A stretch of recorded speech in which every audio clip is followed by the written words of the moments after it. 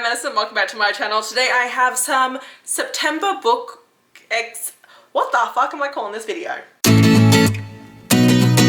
If you guys saw, actually this past Tuesday I put out a video explaining that moving forward I'm going to be putting out one book. I did this just in the last video.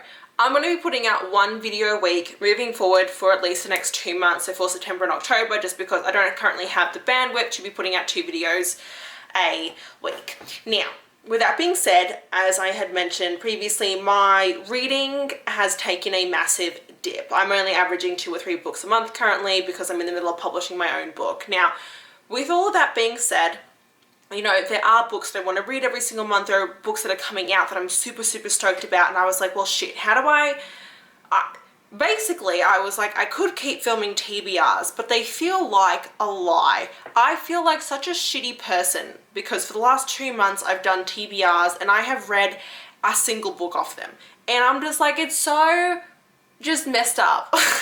And surely you guys might not mind it a shit ton, but like for me personally, like I don't want to say, hey, these are the books that I plan on, like these are my books that I want to read this month, and then not reading. Like that just feels like crap, especially because normally when I tell you guys, oh, these are the books I'm going to be reading, you guys then can look forward to the fact that I will be filming like week in my life or reading vlogs pertaining to those books, and I can't do that. So instead, what I'm going to be doing for you is basically telling you, hey, here are a bunch of books that are coming out in September that I'm super excited about that maybe I won't be able to get to, but I still want to talk with you guys about because they're the ones that I have on my radar, and like if I could, I would read them. So I've got 6 books that I'm going to be talking about that I think are really awesome September romance releases that I just really want to highlight and talk with you guys about, because if they're not on your radar, these are brand new books that definitely should be. So very first one I'm talking about is actually coming out today on September 1st, and that is The Lie of Us by Callie Melle. So this follows Malachi and Winter's romance. It is a sport romance, and it's actually a golfer romance. How exciting is that? So Winter left Orchid City years ago, her small town, and has never been back. She has had her fulfilling life working in publishing and as a figure skater, but just a couple months ago her parents have decided they are going to move to the south, and as a result they are leaving their estate in Orchid City to Winter. So Winter decides that she's going to basically pack up her entire life and move back to Orchid City to kind of figure out what she's doing with her life. And when she gets back, she ends up reconnecting with Malachi.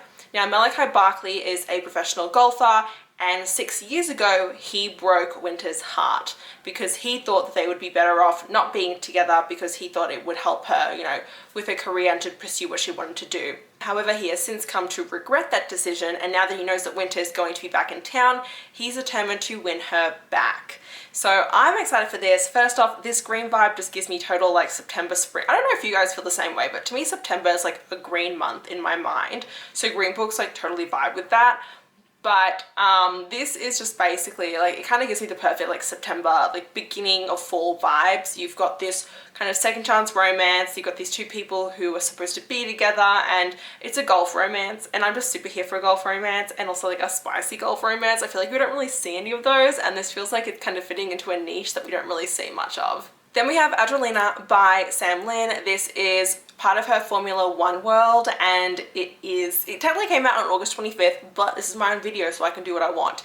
You're following Violetta and Xavier. Now Violetta is a professional tennis player, and she's been around the like Formula 1 like Grand Prix kind of like lifestyle for a couple of years because of her other friends, and one time while she's there, she ends up meeting Xavier, and Xavier's like a very famous guy in the F1 world. Now, Vio previously had a massive crush on a guy, and it was like a huge unrequited love, and she's trying to get over, you know, that guy, and at the same time she's best friends with Xavier, and there's this one point in the very beginning where it's forced proximity, where she ends up kind of going to stay at his place in Acapulco, and as a result he ends up walking in on her at some point, and once that happens they start to think maybe they actually have feelings for one another that are other than just friends.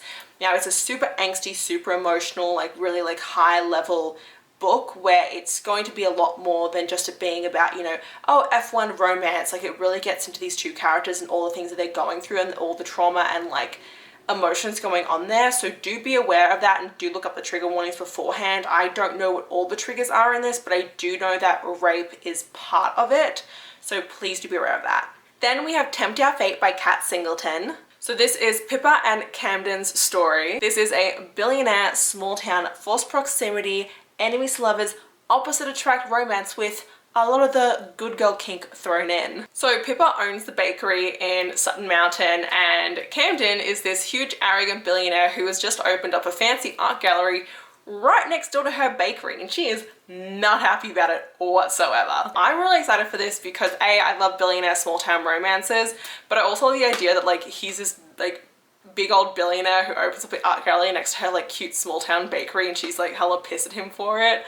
And so also it is an age gap. I don't know how big of an age gap it is, but there is an age gap, and it's going to be super steamy and just hilarious and bantery, and I'm so excited for it. The author Kat has been putting out like a bunch of like teasers on social media, and I've been living for every single one of them. Then releasing on August 29th is The ᴏ Day Chronicle by Jaqcuot. Now I'm hopefully, this is the one book I actually do want to read before it does come out, because it is a novella. It is one of Jaqcuot's Holy Night novellas, so it should be under 100 pages, and it takes place during a prominent holiday, which this time around is obviously a Labor Day, if you could not tell by the title. So this is the 7th Holy Night novella. These do not need to be read in order whatsoever. They are all disconnected, but they just all follow the theme of being during a holiday. And each of them does have a specific kink that they do focus on. So this one, the main kink in it is degradation, which actually, surprisingly enough, is one of my least favorite kinks to read about. However, that being said, every single time I've said that and then Jaqcuot puts out one of her novellas, I have been proven wrong. So I'm really excited to see what I think about this one, because I think that for the degradation kink, this could be an example where I actually do enjoy it. So this is a enemies to lovers workplace romance. You're following this girl who had admired Declan Fox ever since she was, you know, looking to get into, you know, the newspaper journalist like industry.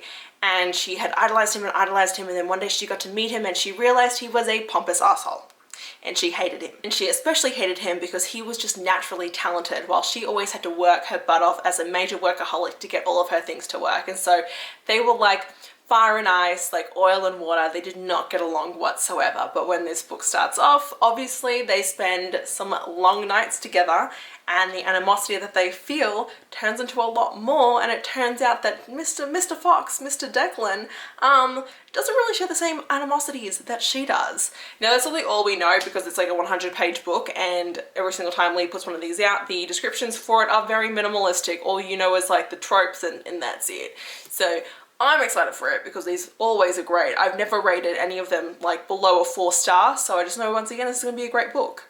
Next, we've got Homerun Proposal by Maren.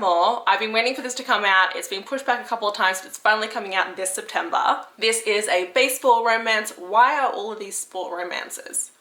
Except for, no, they are.